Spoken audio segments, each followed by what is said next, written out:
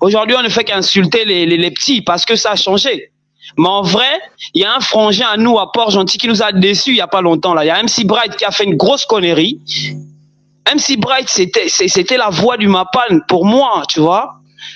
Mais lorsque toi, tu niques un système, quand tu dis par exemple, le Djadji a Dai, on n'a rien à foutre, c'est à cause de lui qu'on mange le riz sans la soupe. Et tu te retrouves 2 ans ou 3 ans après en train de chanter une chanson où tu participes à un concours où tu dois avoir un gain pour la même personne que tu as insulté. Tu vois, tu as déjà une cohérence. MC Bright, excuse-moi, je vais pas tirer à balle à blanc, je tire à balle réelle là parce que tu as chié Mani. Tu n'es plus cohérent pour moi. Je ne te juge pas, j'aime ce que tu fais, mais sérieusement, tu n'es plus cohérent parce qu'il y a des élèves, il y a des gens qui vont à l'école qui t'écoutent, qui écoutent ta musique, qui décortiquent tes paroles. Tu vois ce que je veux dire? Tyrone, ce qui est mauvais en fait aujourd'hui, ce qu'il faut rappeler, c'est que on a mal éduqué les artistes, surtout les nouveaux là. En tant qu'artiste, si ils t'appellent et que tu pars chanter tes sons qui t'ont rendu célèbre, sans pour autant discriminer qui tu es, pourquoi ne pas aller? Pourquoi ne pas aller? Tu pars, tu prends ton argent, tu rentres chez toi. Pour moi, c'est ça en fait, se vendre. Mais pour le reste, qui sont montés sur scène et ont presté et sont rentrés chez eux, je vois pas pourquoi il faut les blâmer. Faudrait pas qu'on mélange. Faudrait pas que tous ceux qui ont chanté pour le PDG, on les classe comme des artistes kunabélistes. Ça, c'est un point. Il y a beaucoup qui voulaient pas faire ça. Mais aujourd'hui, dommage pour eux, hein, on va les caricaturer comme des kunabélistes. Rester ou prendre part à une élection présidentielle n'est pas un mal en soi. Moi, aujourd'hui, on m'appelait pour aller prester pour le PDG. Si on m'appelle pour chanter mes sons, je pars. Et je te jure, j'allais partir. Mais si on me demandait de chanter, d'écrire un son pour le PDG, c'est à ce niveau que je les enverrais se faire foutre. Est-ce que tu vois un peu ma logique? Je ne sais pas si tu suis. Parce que je suis un artiste qui doit se vendre, mais qui reste avec des principes. Je sais que le parti PDG n'est pas le bon, mais tant qu'il m'appelle pour prester mes projets, je le fais avec plaisir parce que c'est ça qui me fait vivre. Ce qu'on déplore, ce qu'on doit déplorer dans ce cas-là, c'est le comportement de l'artiste. Vous voyez, il ne faut pas vous exposer dans le sens où vous prenez position, vous faites des déclarations à l'endroit de ce parti politique-là. Ensuite, vous voulez amener du monde avec vous, alors que vous savez que c'est par exemple un parti qui est plus ou moins contesté par la masse, ou bien la plus grande masse. Je ne sais pas comment ils vont faire pour s'excuser, mais pour ma part, ils ne méritent pas le pardon du peuple. Parce qu'ils sont au courant que ce régime n'en était pas un. L'artiste, pour moi, c'est l'expression de la liberté. Tu vois, c'est le meilleur ambassadeur de la liberté. C'est l'artiste. Et l'artiste a toujours joué un rôle dans la société. C'est un peu, si tu veux, le pont entre le peuple et le pouvoir. Parce que il y a des artistes aujourd'hui comme Akenenge, Pierre Claver Akenenge. Beaucoup écoutent Pierre Claver Akenenge, ils disent ouais, c'est un baobab, c'est un kinda, mais ils savent pas en vrai pourquoi c'est un kinda. C'est un kinda parce que il a défendu un combat, tu vois ce que je veux dire? Sa musique défend, tu vois, ça défend une cause noble. Donc aujourd'hui, même le président de la République, il écoute Pierre Akenenge. À travers Pierre Claver Akenenge, il peut savoir si le peuple souffre, si le peuple se plaint, tu vois un peu. Normalement, les artistes, c'est des médiateurs, tu vois. Ils vont pas chanter les louanges du pouvoir, non. C'est au Gabon où on le fait parce qu'on est d'abord marginalisé, on nous affame, ça c'est d'abord aussi un fait. C'est normal pour certains, on n'a pas les mêmes valeurs, on n'a pas la même éducation, on n'est pas dans le même monde pour certains, tu vois. Mais ce qui est déplorable avec les artistes d'aujourd'hui, c'est qu'ils n'ont aucune pédagogie, ils n'ont aucune valeur intrinsèque. Ça veut dire qu'il y a des artistes qui te chantent des choses dans leurs morceaux, mais en vrai, ils ne vivent pas ces choses-là. Il n'y a pas de pédagogie derrière. Tu vois, les grands ont fait, on a vu comment les grands ont fait, ils sont devenus big parce qu'ils sont allés chanter les louanges du PDG. Du coup, nous aussi, on veut reproduire la même chose pour devenir comme les grands. Mais moi, je rêve pas de devenir comme un grand qui s'est mis en haut parce qu'il allait chanter les louanges de ceux qui nous oppriment. Est-ce que tu vois ce que je veux dire? Et il faut dire aux gars que tous ceux qui font ça, l'histoire prouve qu'ils ont mal terminé. Beaucoup d'artistes ne sont pas cultivés. Beaucoup se disent que faire la musique, c'est porter un bon jean, être frais, sans avoir à assurer ses arrières. Logiquement, quand on se considère artiste, il faut avoir des valeurs. Il faut avoir premièrement aussi des objectifs. C'est quoi ton intention dans la musique que tu fais? Parce que Dieu te donne le talent, mais Dieu ne te demande pas de mal exploiter. Attention, parce que ce qu'il t'a donné, tant que tu utilises ça au mauvais escient, il peut te le récupérer en fait. Les gars ont merdé. Pour beaucoup, c'est un problème de la faim. Beaucoup se sont plaints là. J'ai perdu près de 3000 fans. J'ai perdu. Mais le fait de perdre les fans, c'est par rapport à l'acte que tu as eu à commettre en fait. Il y a des gens qui sont morts. En fait, les artistes jouent. Ils se disent juste que bon, nous on les knock, c'est parce que on est jaloux. Si ça aurait été nous qu'on aurait appelé, on serait allé. Beaucoup de gens, j'ai entendu des gens dire ça. Mais non, attention. Nous, si on les knock, c'est parce qu'on les voit comme des traîtres. Et c'est logique, Mani. En fait, nous, on n'aime pas, on ne dit pas qu'on aime le Gabon plus que qui que ce soit, mais on dit en tant que Gabonais et qui avons des aspirations à voir le Gabon un peu plus, on va dire quoi, épanoui, tu vois, le Gabon évolué, tu vois, en mentalité d'abord, parce que là, c'est ce genre de mentalité-là. Dans le nouveau régime qui arrive là, mon frère, nous, on va se charger de faire en sorte que ça n'existe plus. On a chanté. On n'a rien fait de mal. Moi, je ne trouve pas qu'il y ait eu quelque chose de mal à aller prester parce qu'on t'a appelé pour chanter. Tu as le droit de refuser. Maintenant, si on dit, par exemple, chante pour Ali, chante carrément pour lui. Hein? La première ville qui a sanctionné Aïeux, c'est Port-Gentil. La première ville à avoir sanctionné. Moi, j'étais au concert d'Aïeux à Port-Gentil. Après, ils voulaient faire un comeback après leur désolation là.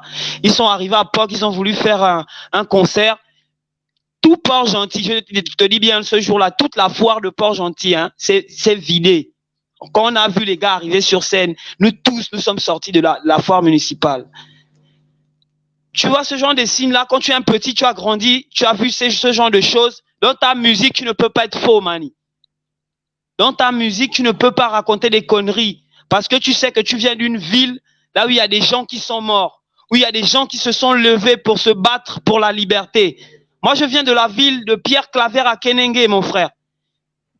Tous les rebelles du Gabon, ils ont fait un tour à Port-Gentil. Et cette rébellion, ce n'est pas volontaire. C'est parce que on vient d'une ville où il y a eu des gens, man. Il y a eu des précurseurs qui ont été là pour qu'aujourd'hui, nous soyons là.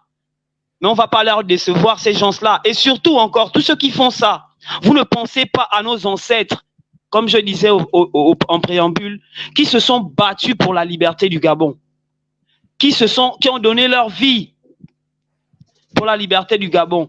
Donc, moi, je pense que cette affaire, nous, on rigole. Les gars qui ont fait ça, ils rigolent. Les artistes, là, vous rigolez. Mais l'impact se fera voir sur le long. Et après, on sait aussi qu'il sera très, très, très, très difficile que pendant une élection présidentielle ou bien pendant un mouvement politique, il n'y a pas d'artistes. Il y a toujours des artistes qui prestent. Le problème ici, c'est que le Gabon est dans un contexte particulier parce que le parti de masse qui invite à tout moment les artistes est un parti que la population ne voulait plus au pouvoir. Vrai de vrai, on ne va plus se regarder, on va plus se dire bonjour, et c'est même sûr que ça va créer une guerre froide entre les artistes et les acteurs culturels en général. Tu te dis artiste et tu ne connais pas les réalités de ton pays. Tu es rémunéré par rapport à ce que tu fais dans ton pays. Non. On ne mange qu'à travers les petits shows, les bas et bas. Et pour les kunabélistes, à travers les campagnes, ils attendent là pour frapper par rapport à leur fanbase. Allez-y travailler. Si vous prétendez que vous souffrez, allez-y travailler. Faites des permis, faites des bails, faites des... Allez-y, ok. c'est un premier plan. Le deuxième plan, la musique peut venir après. Si c'est la musique qui va primer, bah, tu laisses ce que tu as d'abord comme activité. On n'a pas dit qu'on va t'exécuter, mais il n'y a pas de raison que tu fasses une erreur et puis on laisse ça comme ça, on te regarde, machin. On doit te parler, ça va te permettre de changer. Ça va te permettre de te corriger toi-même d'abord. Un artiste, si le PDG l'appelle, il a le droit d'aller ou de ne pas aller.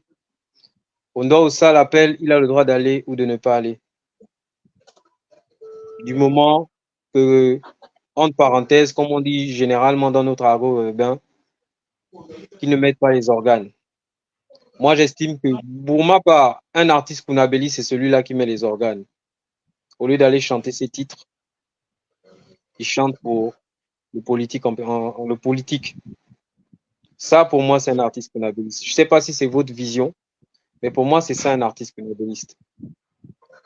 Le blâmer pour avoir chanté ses sons, pour l'avoir loué, pour chanter ses œuvres,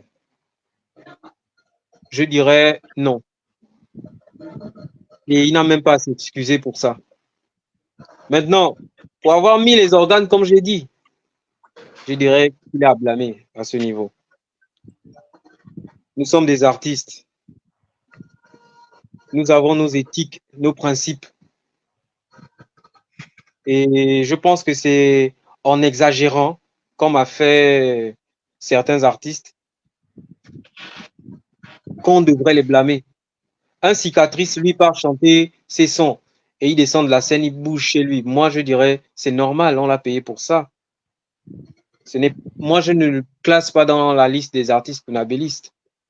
Et il n'a pas le droit de s'excuser à ce niveau.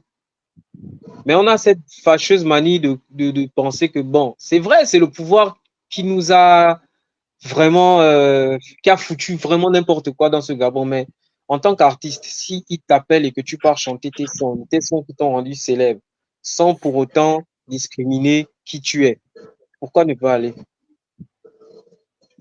Pourquoi ne pas aller? Tu pars, tu prends ton argent et tu rentres chez toi. Pour moi, c'est ça, en fait, se vendre. On ne doit pas mélanger tous les artistes qui ont chanté pour le PDG et les mettre et leur donner l'étiquette d'artiste kounabéliste. Je pense que je vais m'arrêter là. Mais Henri dit, il n'y a pas de mouiller sans mouiller, bro. Tu vois un peu? Dans tes propos, tu as bien énuméré le fait que tu condamnes l'acte d'avoir presté pour le parti en place qui est oppresseur, qui est dictateur, qui a été, du moins, voilà. Mais il n'y a pas de mouiller sans mouiller, mon frère. Il n'y a pas à dire que, autant que tu t'es retrouvé sur la scène du PDG moyennant quelque chose, même si tu as disparu sur scène comme Sangoku Mani, tu es considéré comme ces personnes-là qu'on estime qu'elles n'ont pas marché avec les convictions du peuple, Mani, avec les conditions du peuple. Il n'y a pas de demi-mesure, il n'y a pas de mouiller sans mouiller. Il n'y a pas d'épaule coloda dire le chapeau, ça n'existe pas. Soit tu mets tout, soit tu ne dames pas, man. La question que j'ai envie de te poser, ça aurait été un autre parti qui faisait bien les choses. Un autre parti que les Gabonais, on va dire quoi, aimaient, s'il faut dire ça comme ça. Mais pas celui-là, Mani. Pas celui-là. Pas celui-là. On ne juge personne. On est là pour sévir. On est là pour punir aussi. On va pardonner, mais l'oubli sera toujours dans nos têtes. C'est plus la tin. Est-ce que tu réalises? On était à ce niveau qu'on ne veut plus. Cicatrice, ce que tu dis est pertinent, tu vois. Mais dans ce que tu dis, tu ne vois, j'ai comme l'impression que tu n'es pas dans la réalité. C'est vrai, mouiller, c'est mouiller. Mais ça, c'est les dires de celui qui a la rage pour le parti. Bon, imagine, on t'appelle, quand je reviens, tu n'as que ça. On te propose un 500 000. Et on te dit juste, tu pars prester. Tu feras quoi? Tu vas rester dans ton Gembe. Hein? Tu vas rester dans ton Gembe à galérer, à toujours chercher les voies et moyens pour réussir dans ta musique. Aller chercher les dossiers et tout. Non! Tu pars prester. Celui-là, je loue la foi de celui-là qui, malgré qu'on le propose 500 000, il dit, bon, je pars prester, mais ne m'emmenez pas une contrainte. Ne me contrariez pas dans le fait de chanter pour le PDG. Je chante ma musique, je vais chanter, mais ne me contrariez pas. Oui, là, tu pars en tant qu'artiste qui part faire sa prestation. Je suis d'accord sur le fait que mouiller, c'est vrai, mais il y a le côté artistique que tu as choisi. Donc, allons-y, on fait notre travail et n'exagérons pas. C'est dans ça là que je veux venir. Ne mettons pas les organes. Faisons ce pourquoi on a choisi de faire. Faisons notre métier, voilà. Moi, je veux venir dans ça. Maintenant, comme on dit, même Dieu n'est pas accepté de tout le monde, Jésus n'est pas accepté de tout le monde. Ça, c'est ma vision. Ça, c'est ma vision. En tant qu'artiste. Sans pourtant vous couper la parole, alors il y a un commentaire très pertinent d'Étoile Dorée qui dit, alors je vais lire le commentaire et s'afficher à l'écran, on va tous lire ensemble. Un artiste est un prestataire, on lui contacte pour offrir ses services. Et pourquoi on doit l'en vouloir pour avoir chanté ses œuvres et gagner son pain de manière concrète? Tant que tu ne dénatures pas tes œuvres, ceci reste de la prestation. Honnêtement, moi je veux répondre à ça en disant qu'il faut écrire ce genre de commentaires-là dans les pays des autres, là où ça se passe bien, là où l'artiste logiquement a un vrai statut. Attention, ça c'est une logique, le commentaire d'Étoile Dorée. D'abord que je salue vraiment, c'est une très bonne logique. Mais attention, est-ce que en ce temps-là, on était au niveau que on pouvait faire référence à ce que Étoile Dorée a dit là? On était là, Mani. On était là. Comprendre que la frustration est grande. On ne parle même pas ça c'est oui, on met les organes, on a mis les organes à ce niveau, Mani. C'est clair que tout ce qui devait venir, même la logique là, il n'y a pas un sens. Tout ce qui devait venir ayant un rapport avec ces gens-là, ça devait être mal perçu. Voilà pourquoi j'ai dit en enquête, ils sont venus, ils se sont placés au mauvais endroit, ils sont arrivés à la mauvaise heure. C'est ça. Là où les autres ont eu, et ils ont échoué. En 2009, il y a des artistes qu'on abélisse. Où, après, la stabilité est revenue. Ils ont exercé. 2016, qu'on abélisse. Où, la stabilité est revenue. Ils ont exercé. Mais vous allez aussi nous interdire quoi? De dire quelque chose face à ça. C'est pas qu'on se glorifie de ce qui arrive aux autres aujourd'hui. Non. Mais vous allez nous empêcher de dire quoi? L'acte n'a pas été bon. L'acte n'a pas été bonne. Et on dit, on dénonce. C'est le signaler, les gars. À un moment donné, c'est le signaler. L'acte n'a pas été bonne, on dénonce.